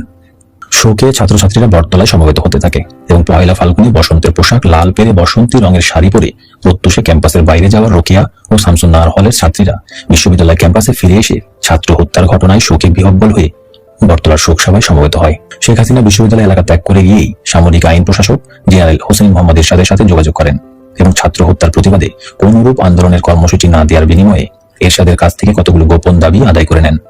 ছাত্র হত্যার প্রতিবাদে আন্দোলনের কর্মসূচি দেওয়া হবে না, এই মর্মে শেখ হাসিনার কাছে থেকে নিশ্চয়তা ও আশ্বাস পাওয়ার পর জেনারেল এরশাদ সমগ্র বিশ্ববিদ্যালয় এলাকায় চতুর্দিক থেকে নজিরবিহীন পুলিশি ও মিলিটারি হামলা চালায়। পুলিশের চতুর্দিক থেকে সাঁড়াশি হামলার মুখে ছাত্র হত্যার প্রতিবাদে বটতলায় অনুষ্ঠিত জানাজা ও শোক সভায় সমবেত ছাত্রছাত্রীরা দিক বিদিক জ্ঞানশূন্য হয়ে দৌড়াতে থাকে। কিন্তু যেদিকেই দৌড়ায় সেদিকেই পুলিশের ও আর্মির বেধড়ক মার। নিমেষের মধ্যেই বটতলার হাজার হাজার স্যান্ডেল জুতা পরে থাকা ছাড়া কোনো মানুষের চিহ্ন থাকে না। জাফর ও জয়নালের লাশ দুটি অতি কষ্টে ছাত্ররা ধরাধরি করে সূর্য সেন হলে নিয়ে যায় এবং সূর্য সেন হলের গেটের ভেতর থেকে তালা লাগিয়ে বন্ধ করে দেয়। হলের রুমের ভেতরে ছাত্র, শিক্ষক, কর্মচারী আর হলে আঙিনা সহ সারা বিশ্ববিদ্যালয়ে শুধু পুলিশ আর সেনাবাহিনী। মুহূর্তের মধ্যে পুলিশ আর আর্মি হলের কেটি গেট ভেঙে রুমের মধ্যে প্রবেশ করে। অবস্থা বেগতিক দেখে মোটরসাইকেল আরোহী সূর্য সেন হলের দোতলা থেকে 1 লাফ দিয়ে পড়লো হলের আঙিনায়। আর অমনি শকুনের দল যেমনি করে মরা গরু ঘিরে ধরে খায় তেমনি পুলিশের দল মোটরসাইকেল আরোহীকে ঘিরে পেটাতে লাগলো। এরই মধ্যেই মোটরসাইকেল আরোহী প্রাণপণ বেগে ছুটে চলল সূর্য সেন হলের বাউন্ডারি প্রাচীরের দিকে। মোটরসাইকেল আরোহী দৌড়াচ্ছে আগে আগে, পিছনে পিছনে শকুনের কাকের ন্যায় দৌড়াচ্ছে আর পিটাচ্ছে পুলিশ আর আর্মি। পড়ি মরি করে এক লাফে সূর্য সেন হলের প্রাচীর টপকে কাটাবন আর পলাশির রাস্তায় গিয়ে পড়ল মোটরসাইকেল আরোহী। সেখান থেকে ধানমন্ডি 32 নম্বরে গিয়ে শেখ হাসিনাকে না পেয়ে আণবিক শক্তি কমিশনের পরিচালক শেখ হাসিনার স্বামী ডক্টর ওয়াজেদ মিয়ার মহাখালীস্থ সরকারি বাসভবনে গিয়ে শেখ হাসিনার পাজেরো জিপ পাওয়া গেলেও শেখ হাসিনাকে পাওয়া গেল না। শেখ হাসিনার প্রিয় এবং বিশ্বাসী বাবুর্চি রমাকান্তর কাছ থেকে জানা গেল তিনি কাউকে সাথে না নিয়ে অপরিচিত একটি প্রাইভেট কারে করে অপরিচিত একমাত্র চালক আরোহীর সাথে বোরকা পরে অজ্ঞাত স্থানে চলে গিয়েছেন। এদিকে বিশ্ববিদ্যালয়ের সবগুলো হলের গেট ও দরজা ভেঙে পুলিশ এবং মিলিটারি বিশ্ববিদ্যালয়ের শিক্ষক, কর্মচারী এবং ছাত্রদের বেধড়ক মারপিট ও গ্রেপ্তার করে সারা রাত খোলা আকাশের নিচে বসিয়ে রাখে এবং নিহত ছাত্র জাফর ও জয়নালের লাশ নিয়ে যায়। বলা বাহুল্য, ওই সময় বেগম খালেদা জিয়া এবং তার দল বিএনপি এর সাংগঠনিক কোনো অস্তিত্ব ছিল না। ফলে বেগম খালেদা জিয়া ছাত্র হত্যার পর বিশ্ববিদ্যালয়ে আসেননি। সামরিক স্বৈরাচার জেনারেল এরশাদ এবং তার সামরিক আইনের বিরুদ্ধে চির সংগ্রামের ঐতিহ্যবাহী সহজ সরল প্রাণ এদেশের ছাত্র সমাজের প্রথম আন্দোলন, প্রথম বিদ্রোহ এবং আত্মদান রাজনৈতিক নেতৃত্বের ব্যর্থতা এবং শেখ হাসিনার পাতানো আপোষকামিতার কারণে সম্পূর্ণ ব্যর্থতায় পর্যবসিত হয়। বৃথা হয়ে যায় জাফর ও জয়নালের আত্মদান। সামরিক স্বৈরাচার জেনারেল হুসাইন মোহাম্মদ এরশাদ নিশ্চিন্তে, নির্বিঘ্নে, নির্ভাবনায় ক্ষমতায় বসে থাকে। রাজনৈতিক নেতৃত্বের অভাবে ছাত্র সমাজ দিশেহারা হয়ে নেতিয়ে যায়। এদেশের আন্দোলন সংগ্রামের মূল চালিকা শক্তি আওয়ামী লীগ এবং তার নেত্রী বঙ্গবন্ধু কন্যা শেখ হাসিনাকে ম্যানেজ করে দুর্দণ্ড প্রতাপে চলতে থাকে এরশাদের সামরিক শাসন। এবারে যে অধ্যায়টি পাঠ করব তার নাম হচ্ছে সেলিম ও দেলোয়ার হত্যা। বছর ঘুরে এলো 1984 সাল, আবার ফিরে এলো ভাষা আন্দোলনের শহীদদের মাস, ফেব্রুয়ারি মাস। আওয়ামী লীগ সভানেত্রী বঙ্গবন্ধু কন্যা জননেত্রী শেখ হাসিনার নতুন বছরের নির্দেশ, এরশাদের বিরুদ্ধে আবারও ছাত্র আন্দোলন করতে হবে। 3রা ফেব্রুয়ারি 1984 সাল, ধানমন্ডি 32 নম্বরে বঙ্গবন্ধু ভবনে বিকাল 4টায় বসলো এক রুদ্ধদ্বার বৈঠক। বৈঠকের নেত্রী যে কোনো প্রকারই হোক ছাত্র আন্দোলন করার কঠোর নির্দেশ দিলেন। শুরু হলো আবার ছাত্র হত্যার নতুন পরিকল্পনা। একদিকে চলতে লাগলো ছাত্র হত্যাকারী পুলিশ অফিসার হাফিজুর রহমান লস্করদের ভাড়া করার কাজ, অন্যদিকে চলতে লাগলো সাধারণ ছাত্রদের খেপিয়ে তুলে ছাত্র আন্দোলন সংগঠিত করার কাজ। শেখ হাসিনার প্রত্যক্ষ নির্দেশ ও তত্ত্বাবধানে খুবই দ্রুত ছাত্র হত্যাকারী পুলিশ অফিসারদের ভাড়া করার কাজ সম্পূর্ণ হলো, কিন্তু ছাত্রদের আন্দোলন করার জন্য সংগঠিত করা সম্পূর্ণ হলো না। নানাভাবে বহু চেষ্টা তদবির করেও ছাত্রদের আন্দোলনে শরিক করা গেল না। গোটা ছাত্র সমাজই এরশাদের বিরোধী, কিন্তু আন্দোলনের প্রশ্নে, আন্দোলনের নেতৃত্বের প্রশ্নে ছাত্র সমাজ শেখ হাসিনা এবং আওয়ামী লীগকে বিশ্বাস করল না। বেগম জিয়া এবং বিএনপির তখনও তেমন কোনো অস্তিত্ব অনুভব করা যায়নি। দিন গড়িয়ে যায়, কিন্তু ছাত্র আন্দোলনের তেমন কোনো লক্ষণ দেখা যাচ্ছে না। এদিকে হত্যাকারী পুলিশেরা 1983 এর মধ্য ফেব্রুয়ারিতে সংগঠিত ছাত্র হত্যার অনুরূপ পরিকল্পনা ও কর্মসূচি হাতে নিয়ে অধীর আগ্রহে অপেক্ষা করছে এবং গত মধ্য ফেব্রুয়ারির ন্যায় একটা ছাত্র মিছিল নিয়ে বিশ্ববিদ্যালয়ের বাইরে আসার জন্য বারবার তাগাদা দিচ্ছেন বঙ্গবন্ধু কন্যা জননেত্রী শেখ হাসিনা। দিন যায় কিন্তু আন্দোলনের খবর নেই। এক পর্যায়ে জননেত্রী শেখ হাসিনা অধৈর্য হয়ে তোমাদের দ্বারা কিচ্ছু হবে না এই বলে ক্ষোভ প্রকাশ করলেন। অনেক চেষ্টা করেও 105 ছাত্রের একটা মিছিল নিয়ে আমরা বিশ্ববিদ্যালয়ের বাইরে আসতে পারলাম না। ফলে গত 1983 এর মধ্য ফেব্রুয়ারির ন্যায় ছাত্র হত্যা সম্ভব না হওয়ায় ছাত্র হত্যার ধরন পাল্টানো হলো। আর্ম পুলিশের কোম্পানি কমান্ডার পুলিশের সিনিয়র এসপি হাফিজুর রহমান লস্কর ছাত্র হত্যার পরিকল্পনায় আর্ম পুলিশের পরিবর্তে রায়ট পুলিশকে সম্পৃক্ত করে এবং নতুন পরিকল্পনা ঠিক হয় যে 20-50 জনের একটি মিছিল কোনো রকমে যে কোনো দিন বিশ্ববিদ্যালয়ের যে কোনো দিক দিয়ে বাইরে নিয়ে এলেই রায়ট পুলিশ ছাত্র হত্যা পরিকল্পনা সফল করে দেবে। সাধারণ ছাত্র তো দূরের কথা, ছাত্রলীগের নেতাকর্মীরাই মিছিলে আসতে চায় না। এদিকে নেত্রীর করা নির্দেশ, ছাত্রলীগের একটা খণ্ড মিছিল নিয়ে হলেও বিশ্ববিদ্যালয়ের বাইরে যেতে হবে, নইলে তোমাদের দায়িত্ব থেকে বিদায় নিতে হবে। 28 ফেব্রুয়ারি বিশ্ববিদ্যালয় ক্যাম্পাসের বাইরে যাওয়ার সিদ্ধান্ত হলো এবং যথারীতি এই সিদ্ধান্ত জননেত্রী বঙ্গবন্ধু কন্যা শেখ হাসিনাকে জানানো হলে শেখ হাসিনার মাধ্যমে এই সংবাদ হাফিজুর রহমান লস্করের মারফত রায়ট পুলিশের ঘাতকদের জানানো হলো। 28 ফেব্রুয়ারি 1984 হঠাৎ 30-40 জন ছাত্রের একটা মিছিল বিশ্ববিদ্যালয় এলাকা ত্যাগ করে চানখার পুল হয়ে ফুলবাড়িয়া বাস স্ট্যান্ডের দিকে দ্রুত যেতে লাগলো। এই মিছিলের পেছনে পেছনে পূর্ব পরিকল্পনা অনুযায়ী রায়ট পুলিশের একটি লরি আসতে লাগলো। বোঝা গেল এবার সামনে থেকে ছাত্র হত্যা করা যাবে না, হত্যা করা হবে মিছিলের পেছন থেকে। যারা এই পরিকল্পনা অবহিত তারা যতটা সম্ভব মিছিলের সামনে থাকতে লাগলো। মোটামুটি মিছিলের অনেকেই জানে পেছন থেকে মিছিলের আক্রমণ করা হবে, রায়ট পুলিশের লরি থেকেই আক্রমণ করা হবে। তবে রায়ট পুলিশের লরি থেকে গুলি করা হবে না, অন্য কোনোভাবে আক্রমণ করা হবে, এটা কেউ জানতো না। তখন বিকেল 5টা ক্ষুদ্র ছাত্র মিছিলটি নিমতলি পার হয়ে ফুলবাড়িয়া বাস স্ট্যান্ডে ঢোকার সঙ্গে সঙ্গে রায়ট পুলিশ তাদের লরিটি বিদ্যুৎ গতিতে মিছিলের উপর তুলে দিল। মিছিলের পিছন দিকে থাকা সেলিম মুহূর্তের মধ্যে পুলিশের চাকায় পিষ্ট হয়ে গেল। বাকি সবাই রাস্তার দুই দিক ছিটকে পড়ে প্রাণে বাঁচলেও দেলোয়ার সোজা দৌড়তে লাগলো। প্রাণ ভয়ে দেলোয়ার দৌড়ায় আগে, দেলোয়ারের প্রাণ বধ করতে পেছনে দ্রুত ছুটছে রায়ট পুলিশের লরি। মিনিট দুয়েকের মধ্যে দেলোয়ারের দেহ চাকায় পিষে রাস্তার সাথে মিশিয়ে দেয় পুলিশের লরি। দেলোয়ারের দেহ এমন ভাবে রাস্তার সাথে মিশিয়ে দেওয়া হয়েছে যে এটা যে দেলোয়ারের দেহ তা বোঝা তো দূরের কথা, এটা যে একটা মানুষের দেহ তাই বোঝা যাচ্ছে না। আর পেছনে পিচ ঢালা রাস্তার সাথে থেতলে মিশে আছে সেলিমের দেহ। ধানমন্ডি 32 নম্বরে বঙ্গবন্ধু ভবনে সংবাদের জন্য অধীর আগ্রহে উৎসুক হয়ে বসে থাকা বঙ্গবন্ধু কন্যা জননেত্রী সভানেত্রী শেখ হাসিনাকে রায়ট পুলিশের চাকায় পিষ্ট হয়ে সেলিম এবং দেলোয়ারের নিহত হওয়ার সংবাদটি পৌঁছালো মোটরসাইকেল আরোহী। ছাত্রলীগের দুজন নেতার নিহত হওয়ার সংবাদ শুনে শেখ হাসিনা পুলকিত হয়ে আনন্দিত হয়ে বলে উঠলেন, সাবাস। তারপর গাড়ির ড্রাইভার জালালকে বললেন, জালাল গাড়ি লাগাও, আমি বাইরে যাব। মোটরসাইকেল আরোহী সঙ্গে যেতে চাইলে নেত্রী বললেন, তোমরা এক কাজ করো, আগামীকাল সকালে 32 নম্বরে সবাই আসো, আজ সবাই চলে যাও। পরদিন সকালে 32 নম্বরে গিয়ে নেত্রীকে না পেয়ে মোটরসাইকেল আরোহী সোজা মহাখালী চলে গিয়ে ড্রাইভার জালাল এবং পাজেরো জিপ দেখতে পেয়ে নিশ্চিত হলো নেত্রী এখানেই আছেন। কিন্তু ঘরে গিয়ে নেত্রীকে না পেয়ে বাবুর্চি রমাকান্তের কাছে জানতে পারলো নেত্রী অজ্ঞাত গাড়ি চালকের সঙ্গে অজ্ঞাত স্থানে গিয়েছেন অনেক ভোরে। দুপুর 1টার দিকে ফিরে এসে নেত্রী খাওয়া দাওয়া করে সোজা চলে এলেন ধানমন্ডি 32 নম্বরের বঙ্গবন্ধু ভবনে। ছাত্রলীগের বেশ কিছু নেতা বিকাল 3টায় ধানমন্ডি 32 নম্বরে বঙ্গবন্ধু ভবনে এসে সভানেত্রী শেখ হাসিনার কাছে ছাত্রলীগ নেতা সেলিম ও দেলোয়ারকে পুলিশের লরির চাকায় পিষ্ট করে নির্মম ও নিষ্ঠুরভাবে হত্যা করার প্রতিবাদে সামরিক একনায়ক স্বৈরাচারী এরশাদের বিরুদ্ধে তীব্র আন্দোলন করার কর্মসূচি চাইলে সভানেত্রী শেখ হাসিনা এই বলে ছাত্র নেতাদের সান্ত্বনা দেন যে আমাদের মূল শত্রু জিয়াউর রহমান এবং তার দল বিএনপি। জিয়া তো শেষ, জেনারেল এরশাদ বিএনপি এর কাছ থেকে কিছুদিন হলো ক্ষমতা দখল করেছে। আমাদের প্রধান কাজ বিএনপিকে চিরতরে শেষ করে দেয়া।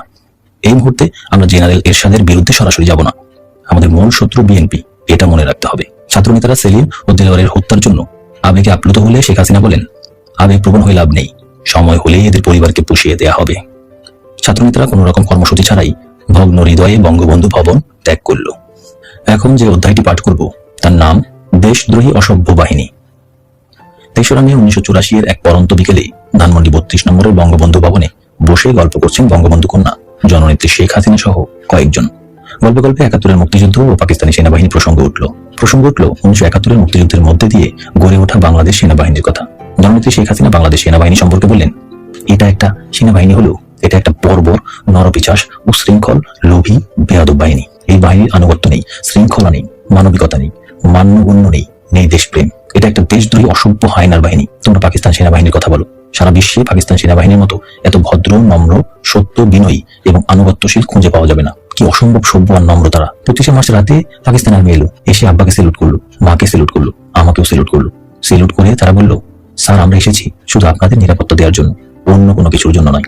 আপনারা যখন খুশি যেখানে খুশি যেতে পারবেন, যে কেউ আপনার এখানে আসতে পারবে। আমরা শুধু আপনাদের নিরাপত্তা নিশ্চিত করব। আপনারা বাইরে গেলে আপনাদের নিরাপত্তার জন্য আমরা আপনাদের সঙ্গে যাব। কেউ আপনাদের এখানে এলে আমরা তাকে ভালোভাবে তল্লাশি করে তারপর ঢুকতে দেব। এসবই করা হবে আপনাদের নিরাপত্তার জন্য। সত্যি পাকিস্তানি সেনাবাহিনী যা করেছে তা সম্পূর্ণ আমাদের নিরাপত্তার জন্যই করেছে। 26শে মার্চ দুপুরে আব্বাকে যখন পাকিস্তানি আর্মিরা নিয়ে যায়, তখন জেনারেল টিক্কা খান নিজে এসে আব্বাকে ও মাকে সেলুট দিয়ে আদবের সাথে দাঁড়িয়ে বিনয়ের সাথে আব্বাকে বলে, স্যার আপনাকে প্রেসিডেন্ট ইয়াহিয়া খান আলোচনার জন্য নিয়ে যেতে বলেছেন। আমি আপনাকে নিয়ে যেতে এসেছি। আপনাকে নেওয়ার জন্য বিশেষ বিমান তৈরি। আপনি তৈরি হয়ে নেন এবং আপনি ইচ্ছে করলে ম্যাডাম সহ যে কাউকে সঙ্গে নিয়ে নিতে পারেন। আব্বা মার সঙ্গে আলোচনা করে একাই গেলেন। পাকিস্তান আর্মি যতদিন ডিউটি করেছে এসে প্রথমেই সেলুট দিয়েছে। শুধু তাই নয়, আমার দাদির সামান্য জ্বর হয়েছিল, পাকিস্তানিরা হেলিকপ্টার করে টুঙ্গিপাড়া থেকে দাদিকে ঢাকা এনে পিজি হাসপাতালে চিকিৎসা করিয়েছে। জয় তখন পেটে, আমাকে প্রতি সপ্তাহে সিএমএস নিয়ে চেক আপ করাতো।